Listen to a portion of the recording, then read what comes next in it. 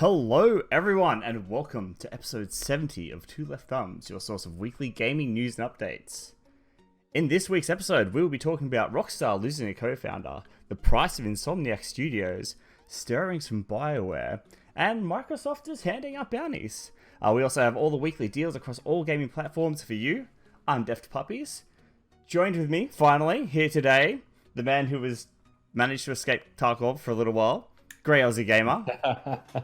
Dude, how the hell are ya? Mate, you absolutely nailed that intro. I know, it's 2 weeks. I mean, remember the last intro I did? That was... Yeah, I do. I do It was remember terrible. the last intro. You absolutely nailed that. Well done. And Thank you. like I said, for your 2 weeks off, very good. We are back.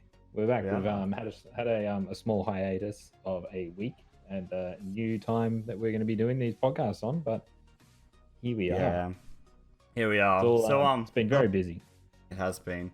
So for those who aren't in the know or just wondering where the fuck we've been, I've moved to Queensland. So the last couple of weeks has been me moving. My new job has intensified quite a bit. Since I originally took the position, I got a promotion and it's meant a lot more work and long hours. I think I've been racking I racked 60 hours plus this week alone. So yeah, it's been pretty nuts on my side of things trying to get set up and get moved. And then I think we went to record a few days ago. You were having a scheduled power out. So life has been in the way, but we're back. We're here. Looking like recording will now be Tuesday nights, releasing around Wednesday, Thursday, we think. We'll keep you updated on that, but that's the plan at the moment. So great. What have you been up to, dude? Talk to me. Well, been, like you said, playing some Escape from Tarkov, actually, and I can't get the fuck away from it. It's it's doing terrible things. It really is an addictive game. Got my review out on it. Put that out last week, the week before, and just put up another one today. Just a bit of a funny mistake one on one of the quest lines in there that's quite difficult to complete. Yeah, it's I don't know. It's surging in popularity. This game is pulling it to massive numbers. I think it's sitting in, sometimes it's number one on Twitch. 300k viewers. Shit like it's Jesus. It's doing really well. And it's a brutally difficult game, but there's so much to learn and enjoy in there, and it just every raid, every time you go in, something new happens. It's always something different. I don't know how I'm going to going back to say Call of Duty or something like another first-person shooter, and I'm going to be stacking. I'm going to be stacking it up to this. This is I love the direction that this is going in. Yeah. I can see this really, really branching out and other companies kind of adopting this play style for their own games. I think we've spoken about it before. You can probably lose the realism of touch, making it maybe a bit more arcadey, and who knows what some of these talented developers could do with this system. The idea of not a battle royale, but loading into a map and, that constant threat of losing the equipment you've got. Do you go in all jacked up, all geared up with a clear objective? It has you on the edge of your seat, mate. You can literally, we played last night. I think we've been playing most nights. The lads in the Discord been doing really well. We got in last night, and I don't think either of us had a solid round, like a solid evening. There was losses all round. And when I say losses, I mean you're losing your gear. Like, you don't get that shit back, man. You work hard to get your gun, especially if you get a good one. You want to keep it. You might splash some rubles out and go buy a flash silencer or a 4x scope or something, anything really. And yeah, you load in and you just get popped by someone snipes you from 300 meters away. You didn't even see it. There's no kill cam. There's no nothing. It's just like you just die and you're done. That's I'll be awesome. I'll be finding out all this for myself, because I now have a copy of Tarkov myself. Very good. I had a friend very generously gift it to me because they're a fucking legend. So shout out to Stormy, you're amazing. Oh, nice. But yeah, so when I get time this week, maybe I'll probably start dipping my knees in, and by that I mean I'll be going toe first and just straight in. So that's my plan for this week. Yeah, Get in there. I'm Yeah, excited, man. It's gonna be good. get amongst. Get amongst. The good thing is, if if you need to join in with anyone, you can always jump in. And it's a game that you can play solo, and it's still extremely rewarding. I mean, I prefer. It's fun going with groups, but it is a lot harder because you've got, More you've people got to worry about. Well, it's not only that. There's no UI, so I can't tell. Unless I memorize what you're wearing, the guns you're rocking, I can't tell if you're an enemy or a friend. So the amount of times we've given each other playing before bad call outs, and then your teammate has put you down because you've come popped out of a window when you shouldn't have been in there. Like, you never told anyone you were moving into that direction, and Yeah, you're in a gunfight. So yeah, I foresee a lot of team kills from me coming through. It's gonna be fun. Because you can eliminate someone so fast. One shot if it's a good clean shot to the head, you can put a player out. Yeah, it's just loving it, enjoying it. It's a lot of fun. They are struggling at the moment with the amount of people. Unfortunately, that does tend to go to some server crashes and massive, fucking huge wait times. Sometimes, you'd average maybe 10 minutes that you'd be loading in, trying to get in. Other times you can get in under a minute. So it is a beta. I mean, everyone has to remember that when you buy into it or go into it. So it is what it is. Looking forward to it though. Yeah, it's gonna be good. More loot. More loot, less loot. It's all gonna be all over the place. What have you been doing? Not a huge deal. So again, most of my life has been consumed by work and moving. But I did manage for a few hours to go check out Apex Legends Season 4. Oh yeah, how's that going? I mean, I jumped in. I haven't played Apex in months, right? Fuck it.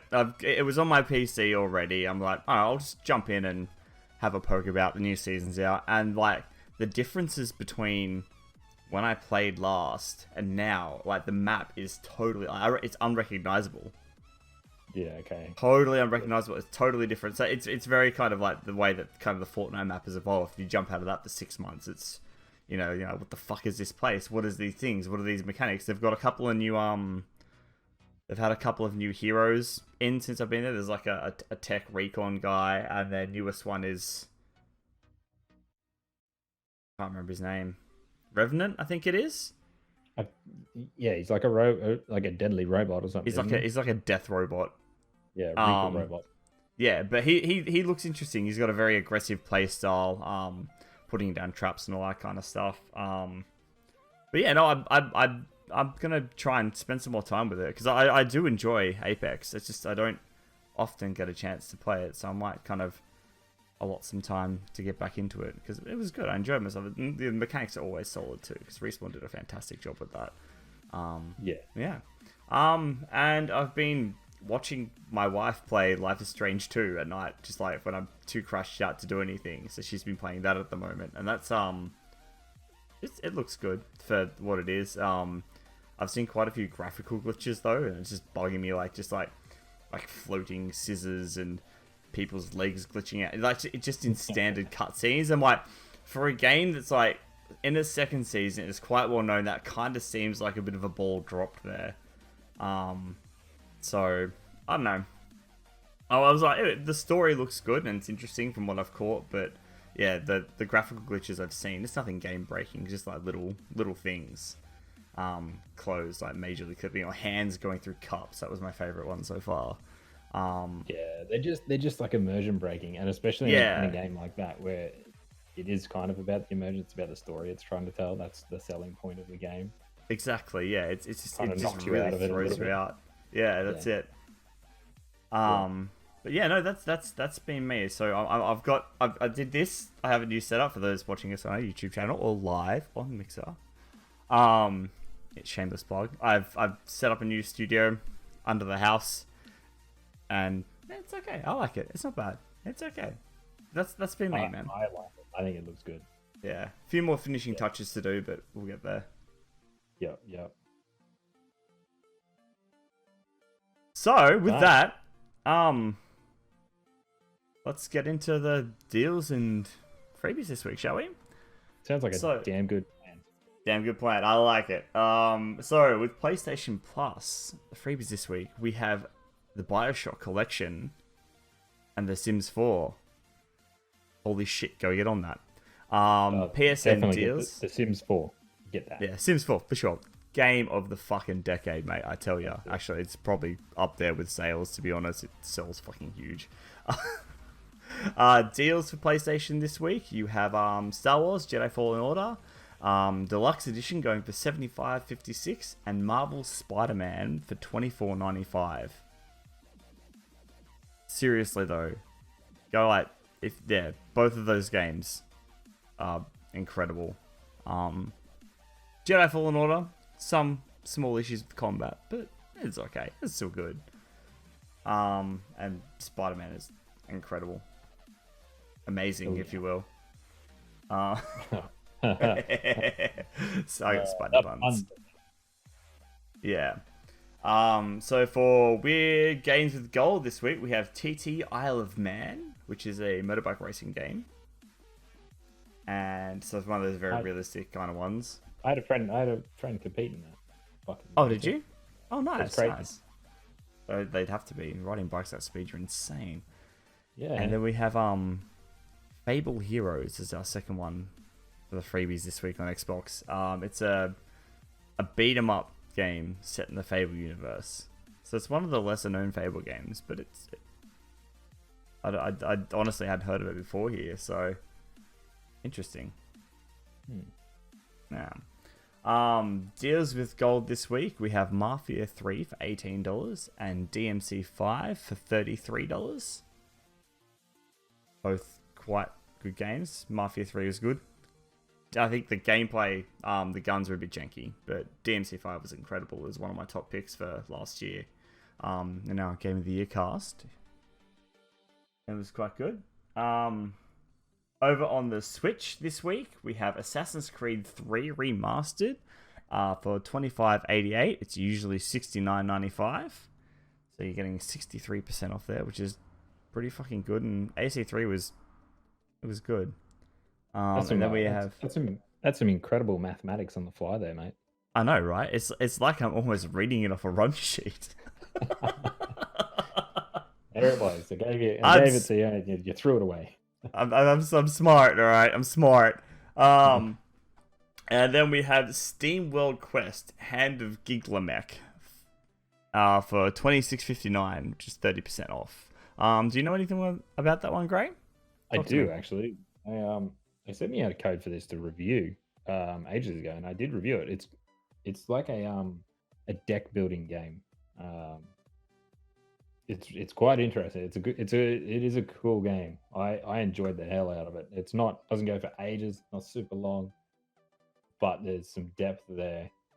2D animated, like really nice animations. Yeah. Is that just on the Switch? No, it's everywhere. Yeah, it's everywhere. All right, cool, awesome. And then over on the Epic Store this week, or whatever the Epic Store has decided to do, we have Casacone, I think it is. Sounds about right. So this is an official adaptation of the famous board game Casacone, a modern classic tile placement game based on the award-winning game in which players draw and place a tile with a piece of southern French landscape on it. I'm assuming you've got to basically slap together a map. Do you know what is hilarious about this? What? That I played this as a board game last week for the first time. Oh, really? I'm not kidding you. That's crazy. Nice. It was at the pub. We were having a few beers, and we started playing it. It was sitting there, and it was awesome. It was like, this is really interesting to play. It's really easy. It's not super difficult, but there's a bit of complexity there to it. And then I opened the Epic Store tonight, and here it is, and I'm reading it. I was like, what the hell? It's exactly the same. It's a carbon copy of it. That's One awesome. for one. It's good when, well, especially when they do digital versions of that and they keep that kind of, it's the digital version, but it still feels like the board game. Yeah. Yep. Like, yeah, it's always good when they kind of get that. But that's it for freebies and deals this week. We should move on to the news and updates. Let's roll. So, kicking us off tonight, we have GTA 6 loses longtime writer and Rockstar co-founder. So, revealed in a statement by Rockstar Games parent company Take-Two Interactive, co-founder, Dan Houser, who has been an extended leave period since spring 2019, which is like winter for us, I think. Will be officially leaving the company on the 11th of March. His brother Sam Houser will be remaining as president. So these guys with like Sam and the Houser brothers are the two guys that made Rockstar Games, and they've been like heading it for so long. So for them to like lose half of that, I wonder what that's going to do for the next lot of games coming from Rockstar. Don't know. I actually have never heard of these two before. So yeah, the Houses both founded Rockstar. So they're the brains behind essentially the entire operation. And Dan was one of the lead writers on the new GTA game, as far as we know. Right. So yeah, you wouldn't think it'd have too much impact. I don't know. I don't know how much effort do you think these guys, put into the development per se, and not the business side of handling Rockstar games? Like, do you think they're in there, either doing special effects or animations or whatnot, or creative directors, or do you think they're more of the I think they're more producer type. So I think, like I said here, Dan was the one that was leaving, was one of the lead writers. So he was in there amongst like writing the story. So I think he did like Red Dead, GTA 4, and I think there was two others that he led who was lead writer on. So he was fairly invested in like the creations of the stories that are coming from Rockstar. So I mean, hopefully they have a solid team there and they can continue on and still make really good games, because I mean Rockstar have been quite wildly successful. So just a little bit. Just a little bit. They've got a couple of games you may have heard of. If I see Grand Theft Auto fucking 5 in the top 10 selling games in Australia again for another month, I'm just gonna I don't know what to do anymore. I feel like I can go ask someone random on the street and say, you got Grand Theft Auto? And they're like, oh, God, yeah, I got like 4 copies. It's like, yeah, exactly. Everyone has at least 3 copies of GTA 5. Even if you don't have a gaming console, it's like they just manifest in front of you. Yeah, that's it. Just stick it on the freaking fridge like a magnet. Exactly. On to the next one. This is more of a confirmation story. A while back, we were speaking about an article that came out about Bioware looking to kind of work on Anthem and kind of rehabilitate it a little bit. There was a blog post come from studio head Casey Hudson earlier today or yesterday, I think it was. He said, over the coming months, we will be focusing on longer-term redesign of the experience, specifically working to reinvent the core gameplay loop with clear goals, motivating challenges, and progression with meaningful rewards, while preserving the fun of flying and fighting in a vast science fantasy setting. And to do that properly, we'll be doing something we'd like to have done more the first time around, giving a focused team the time to test and iterate, focusing on gameplay first. Woo! Yes. So this is like the way they're wording this, it sounds like they're just gonna because I think it goes on later on the blog post to say that what we're doing is going to be too large a scale for a patch or an update. So a re-release imminent maybe? They would have to be. They'd have to be very careful about how they do this. They would. If they release Anthem 2.0, whatever you want to call it, and charge people for it, the game will tank. no matter how good it looks. I No mean, one's gonna fall unless for it I twice. mean, they are going this whole live service thing. What if they went the free to play model? Well, again, what do They'd you have do to to really. what do you do to the paying customers? Like, it's not a game. Like, I can understand a game that you might pay for, and then in a few years it might go free to play Free or to something. play. Maybe to This is boost the within numbers like up. This 12 is not even a months. year old or whatever, and the game was shit. Effectively, Yeah. it wasn't in a good spot. So yeah, they're in a really unique position, a shitty unique position that they're going to have to work out how they get out of, because they can't re-release the game, in my opinion, and call it number 2 or 2.0 and charge for it. No, God no. There has to be a way of honoring the people the dozens that have stuck with it. There's still people playing it now. Not many of them, but they're still there. I reckon if they're going Yeah. to do anything, maybe, I don't know, you give everyone who bought the game originally gets everything that's coming out for free, like for Through a the digital DLC code or pass. something. Yeah, you Yeah, get like it all for, and if you haven't played the game before or bought the game before, then you'll obviously have to pay to buy it. I think that maybe would work. maybe, yeah. Um, Uh, yeah, it's an they'd have interesting to try. position for them to be in. That's gonna be tough. I mean, first they've got to work out how to make the game again, basically, because that's what it sounds like they're doing. It's like we're gonna keep the core elements of the fighting and the flying, and redo everything else. I mean, what can they? Yeah, like the combat in it is good. The flying mechanic is good. The world is good. It's just the stitching of the world together was crap. How they handled so many, not having instances where you don't see anyone else out there. No, no, you Which don't. you want to be flying past javelins, and you want to see that and interact with people. Not having skill trees, and there's so many things they stuffed up on that they could just implement, redo it, do it properly, and then see what happens. Yeah, so it'll be interesting to keep an eye on. I mean, they haven't announced any kind of date. I don't think we'll be seeing anything for quite some time. If this is the scale of overhaul they're talking about here, it's going to be a year or two, I think. Like, they're working on it now, but they said they want to give time. So I dare say we may see like an alpha maybe in like 1.5 years from now, because they wouldn't want to rush. I mean, they wouldn't want to rush it. It's hard, right? Because I mean, they're gonna want to test this, and they're gonna want community feedback, because they're running very much for that now. For those who are still playing the game, or who have played the game, they're heavily leaning on that feedback to make a better game. So there's gonna have to be public testing at some point. I don't. Yeah, they're in such a hard position to try and work this out. I mean, I think it's pretty evenly split. I think most people want it just to be gone, like to do not even deal with Bioware and Anthem anymore. Just get rid of Scrap Anthem, put it in the bin, forget about it, and just concentrate all your efforts on Dragon Age.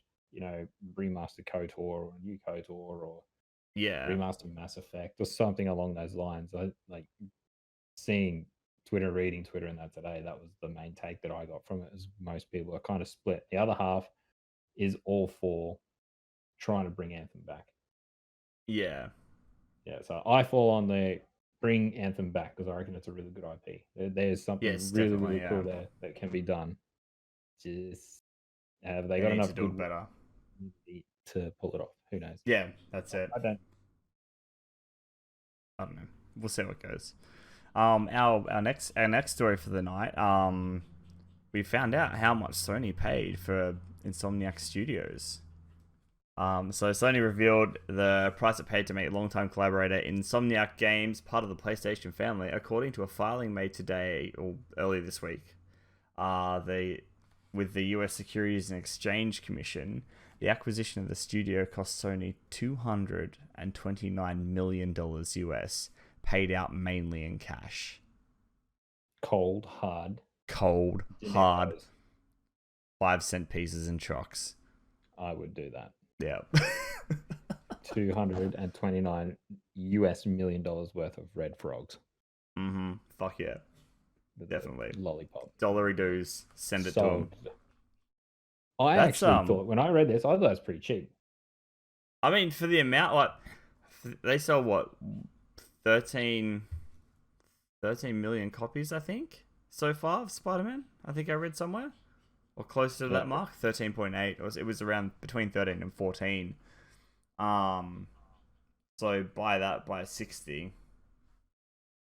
or 100 even. Yeah, that's a lot of money. Where's that good mathematics gone? It's gone. It's not on the run sheet anymore. You failed me. Yeah, it's I just thought this was pretty cheap, considering how the pedigree that Insomniac have. They got such talent there at what they can do, and they've got. I think that what this means is maybe they don't own all their IPs. I'm not too sure. I know because I think PlayStation owns the Resistance franchise, which Insomniac did. Yeah. See, because I'm thinking things like that because Rare, I think Microsoft bought Rare for like 400 something million in 2013. Yeah, so I think because of it's because of their IPs. I think what they own, the company owns, is what makes them so expensive. Yeah, definitely. I mean, and with Spider-Man, like Spider-Man is a massive franchise to have your hooks on, no matter what media you're in, whether it be movies, television. I mean, Sony at the PlayStation has that. Yeah, they have that. Sony has that because I mean Disney is hungering for that Spider-Man IP because if they get that, they can make a lot, especially with like everything, like all the hype with the Avengers, and all the Marvel movies, and Spider-Man is like, it's always been big and he always sells, but it's like massive right now. So getting a handle on that IP is I think is like that's worth. I mean, it's pretty cheap. I think Sony were looking at Disney were looking at buying the Spider-Man rights from Sony, the film rights, for $5 billion. That's what they offered them, and Sony turned them down. That's a lot of tuck shop money. It is a lot of tuck shop money, man. I mean, you'd not want to spend that money twice. No, you wouldn't. Yeah, well, there you go. It just shows you, what these studios what they can do when they develop a game and a strong IP, how much it can actually be worth. Yeah, definitely. Or from I don't know. So it'd be interesting to see how much Anthem would be worth comparatively. Yeah. Yeah. I mean, the fact that we're going back to Anthem here, but the fact they're still sticking with it shows something. It has to be worth that. There has to be some investment in there somewhere. Yeah. Yeah. You already put so much effort in. You might as well keep trying, I guess. Exactly. Yeah. I think that is a steal for getting Insomniac to sign them over to develop your games. Yeah, the potential of that studio. I mean, that's the potential of that studio is incredible. So I mean, they're only going to make money from here on out as a first-party studio for PlayStation. So they're going to sell them exclusives. Our next story off the ranker, final one for the night. It's been a dry couple of weeks. January, February always a bit slow. You did skip one. I know it's been a week and a half. I did skip one. Oh, I did. Let's go back to that first because I can. That one. Yeah. Ron Ferguson of Gears of War's The Coalition has left his position as studio head. So we've got some moving going around. People are shaking off. So Rod Ferguson, the studio head of The Coalition, announced that he has left the Gears of War development studio. He's departing to join the Blizzard's Diablo team to oversee the Diablo franchise. With the new position beginning in March, he said, "I began working on Gears of War over 15 years ago, and since then, it has been the joy of my life. But it's now time for a new adventure. I can leave Gears in the great hands of the Coalition." So, I mean, later, Roddy. Bye. But that brings up an interesting point on Diablo 4, because we know what's coming.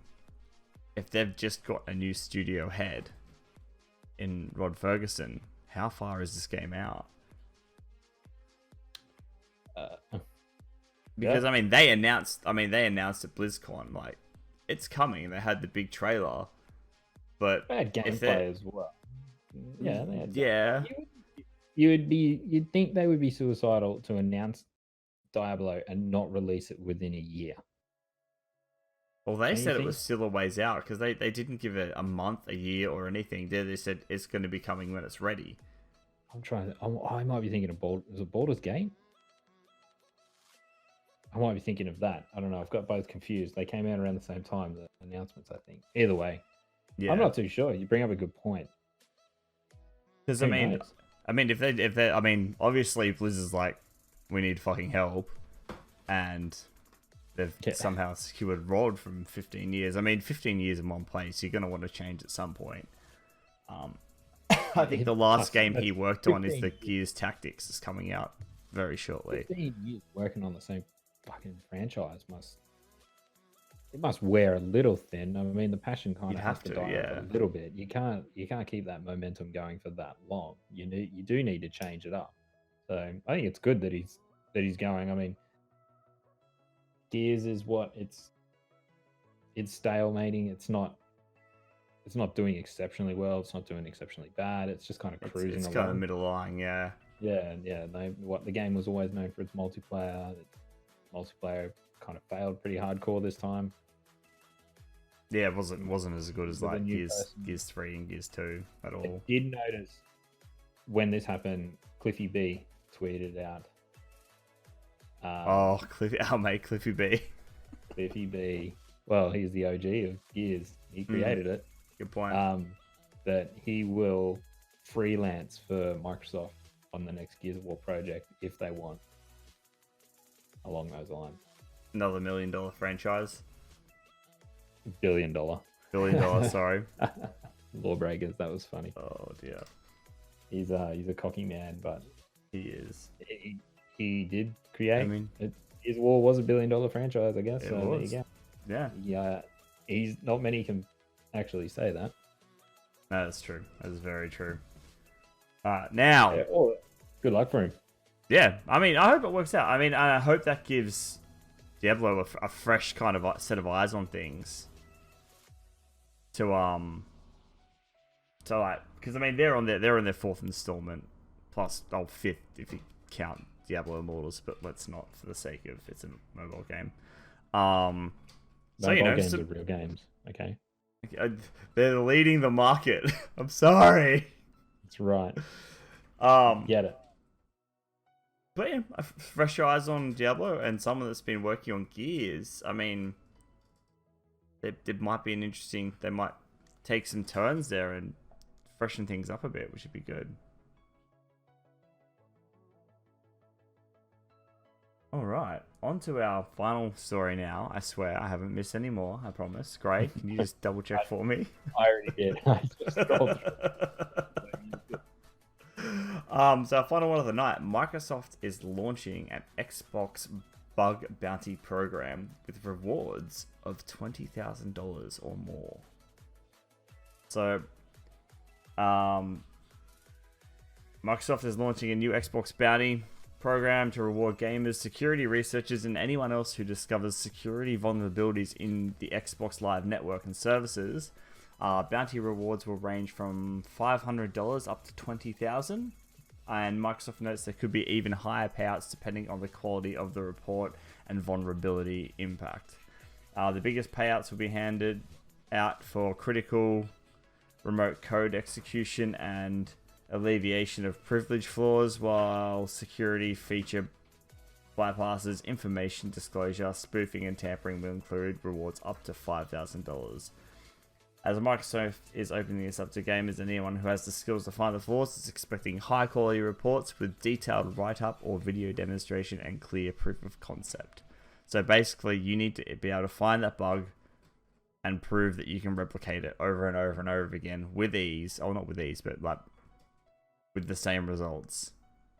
So, all you super smart people out there, earn some cash. Why? What? Like, I like it. This is cool. They've done this before. I like that. I like the bug bounty program. I think it sounds catchy, awesome. Isn't it? It is catchy. It's better than their Xbox names. I'm curious. Would you like to know more? Yes, I would. Yes, I would. $20,000. Hello. But yeah, no, they've done this in the past, and I think it's good. Microsoft have generally had fairly tight security on the services. There's been a few instances, but and this is why they kind of go, all right, you guys know what you're doing. There are people out there that will test for things that our testers won't even think of testing for. or people accidentally stumble on something. So it's good, you know. Give the community some cash if you can come up with something clever. And it's just like sheer bulk numbers, isn't it? Really, like you think they might have, you know, X 50 people designing these things and trying to squash these bugs and, you know, do all this, when they can just release it and have 50,000 people try and track these things exactly down as well. yeah, It's like, you know, what's it going to cost to, you know, pay the people, like, and get them to do it in their time, you know, whatnot, versus getting the people that work for you to do it, try and waste so much of their time. Yeah, it's interesting. I like it. Yeah, it's good. I mean, and yeah, having like you should just have a bug bounty pro, but they're offering like pretty substantial money. They're like the minimum being 500. I mean, essentially they're paying you for work done, which makes sense. But up to 20 grand, that's a lot for. I don't know. How do they score it? Is 20 grand like a major game breaking bug? Yeah. So so things shoot like your gun at this part of the wall or the game's gonna implode. Oh no, this is manipulating the Xbox Live network itself, not so much games. So this is getting into personal information, people's bank details, all that kind of stuff. Being able to like spoof people's accounts, to take control of them. So it's not focused on so much as finding bugs in games, but finding issues with Xbox Live itself. So yeah, security vulnerabilities, where they can get in and access things they shouldn't, all that kind of stuff. And you know, the more critical that is, like the more like breaking that is the service, or dangerous it is to anyone that is using the service, the more they're going to kind of cash out. Man, PlayStation definitely don't want to hold this program. They'd have to pay $1 million. They just have to pay everyone cheaper. It's like, we'll just like give you $10 store credit because everyone's going to find shit. Yeah, exactly. They're going to find a gazillion infrastructure. And then Nintendo is just like, use your phone to voice chat. Yeah, that works. Yeah, just don't use our systems at all. We don't have them. Yeah. Turn the Wi-Fi off. That's exactly. Now you're safe. Now you're Are totally you sure safe. you want to turn the Wi-Fi on? You'll be connected with other people, and this may create negative experiences. Are you sure? Maybe. Good old Nintendo. Making the internet sound scary. But that is it for this week. That is all I've got. We're done. Short and sweet. Short and sweet this week. Hopefully we can, with all these game delays, man, we've got nothing to talk about. It's like, where are all our games? Well, I've got Ori's coming out. I had Capcom Australia actually reach out to me with some codes. I've looked at you with the flex. There you go. Nice. And Iceborne, on PC. All right. Yeah. So that's cool. I'm keen to get into that. But I'm going away tomorrow. I literally leave tomorrow for like a week and a half. So won't get to play that. I'll be taking my Switch. Yeah, there's not a great deal out, is there? No, not really. From Ori, I'm really keen to get into Ori and the. Ori, when's that out? I think it's today, isn't it? Tomorrow. Today, tomorrow? Oh, really? Today, tomorrow. Yeah. I thought Xbox, get it downloaded. Game Pass, go get it. It's free for Game Pass. Yeah, well, free for Game Pass. Yeah. Also, I have the Bleeding Edge. There's a beta this weekend, a closed beta, which I get to take part in, which will be fantastic. Yeah, we're gonna have impressions next week. We will. I'll have impressions. I'll double check I'll double check the disclosure agreement, but I should be able to talk about it. I can't stream it or anything, but I think I can talk about my impressions afterwards. I will double check the fine print on that. That could you better double check it. Because the last one they had set times of like 3-hour blocks you could play it, and I was at work every single time, and I was really pissed off. But this weekend, it's going for a whole weekend, so check your times. For those who are in the alphas previously, check your emails. There will be emails out letting you know the times and dates that it is on in your country, and if you're invited or not. But yeah. I'm excited. It's going to be good. I've been meaning to get my hands on this game for a bit. So There's also one other game that you might be interested in, a new DLC coming out. mm. The Metro Oh, is there? Exodus, Sam's Story, I think it's called. I think their trailer drops tonight. Oh, It gets dropped tonight. Yeah, yes. that one, and I'm pretty sure it releases pretty soon after. So super keen on that. Yes, excellent. I'll have to keep an eye out for that because I love the Metro games. It's fucking amazing. See, there you go. It turns out there's plenty of games for us to play. There we go. Lots of stuff to talk about next week. Excellent. They all start with Escape from Tarkov. Exactly. All starting with that. But, ladies and gentlemen, thank you very much for listening this week. We try to be back on a regular weekly schedule now, probably moving to a Tuesday or Wednesday release. Definitely live here on Tuesdays, as far as we know. We'll keep you updated on our socials. Speaking of socials, Gray, where can we find you? You can find me on YouTube and Twitter at Grey Aussie Gamer. What about yourself? If I wanted to get in touch with you, where would I go? Snail mail. Physically. Just physically. Write a snail towards me. Follow my voice. You can find me on Mixer and Twitter at deft_puppies. If you'd like to get in touch with the podcast directly, you can find us on Twitter at left_pod.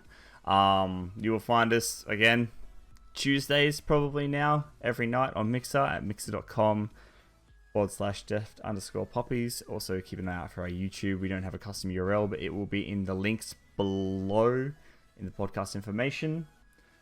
One day we will get that custom URL. Ladies and gentlemen, thank you very much. Thank you for listening. Thank you for watching. Thank you for hanging out. And we shall see you next week. Bye. Bye.